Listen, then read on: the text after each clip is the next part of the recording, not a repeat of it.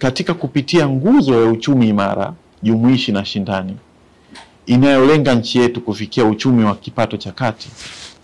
ifikapo 2050, ofisi kupitia mafunzo haya itatoa elimu kwenye maeneo mbalimbali yatakayosaidia kulenga mazingira wezeshi ya biashara na uwekezaji kwa kutoa mafunzo yatakayohusu mabadiliko ya sheria yatakayoendana na wakati tulionao, ili waendane na mabadiliko katika sekta ya sheria, ambapo itatuwezesha sisi wanasheria wa serikali kuwa na utaalamu ambao utaboresha uwezo wetu wa kitaalamu ili kuendana na maendeleo ya sasa duniani na dira ambayo serikali ya awamu ya 6 inatarajia kwenda nayo kuanzia siku za hapo mbeleni. Mafunzo ya mwaka huu kama nilivyoeleza hapo awali yatajikita kwenye mada mbalimbali zitakazogusa mbinu za kisasa na ujuzi wa mifumo ya kisheria utakaoendana na dira ya 2020. Hivyo sina budi na sina shaka kusema huu ni wakati sahihi wa ofisi yetu kutoa mafunzo haya kwa mawakili wa serikali. Moja ya mada ambayo itafundishwa ni uelewa namna bora ya kuendesha majadiliano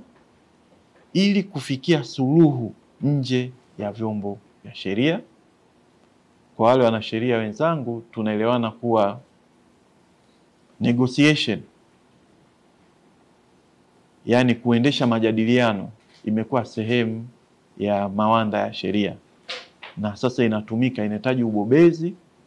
inahitaji ufahamu, lakini pia inahitaji uelewa mpana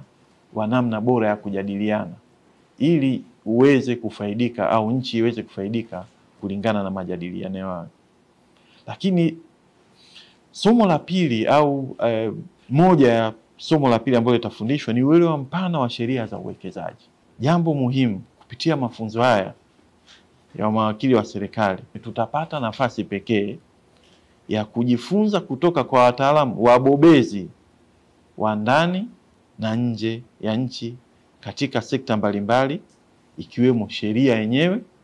yani mawanda mbalimbali ya sheria, sekta ya teknolojia, tehama, masuala ya uongozi na masuala mbalimbali yanayohusu nyanja za kisheria ya kitaifa na kimataifa.